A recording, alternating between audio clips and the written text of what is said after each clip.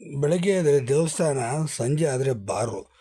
ಹೌದು ಸ್ನೇಹಿತರೆ, ಇವ್ರ ಬಗ್ಗೆ ಸಂಪೂರ್ಣವಾದ ಬಿಗ್ ಬಾಸ್ ಸ್ಪರ್ಧಿಗಳ ಬಗ್ಗೆ ನಾನು ನಿಮಗೆ ಮಾಹಿತಿ ಕೊಡ್ತೀನಿ. ಅದಕ್ಕೊಂದು ಚಾನಲ್ ಕೊಡಿ, ಸಬ್ಸ್ಕ್ರೈಬ್ ಮಾಡಿ. ಇತ್ತ ಬುಲೆಟು, ವಿನಯ್ ಪತ್ನಿ, ಇಶಾನಿ, ಭವಿಪೂವಯ್ಯ, ನಮ್ರತಾ, ಮೈಕಲ್ಲು ಇವರೆಲ್ಲರೂ ಸೇರಿ ಬೆಳಗ್ಗೆ ದೇವಸ್ಥಾನದಲ್ಲಿ ನಾವು ಚಾಮುಂಡಿ ಬೆಟ್ಟಕ್ಕೆ ಬರ್ತೀವಿ, ಯಾರಾದರೂ ನಮ್ಮ ಹತ್ರ ಸೆಲ್ಫಿ ತೆಗೆದುಕೋಬೇಕಾದ್ರೆ ಬಂದ್ಬಿಡಿ ಅಂತ ಅಂದರು.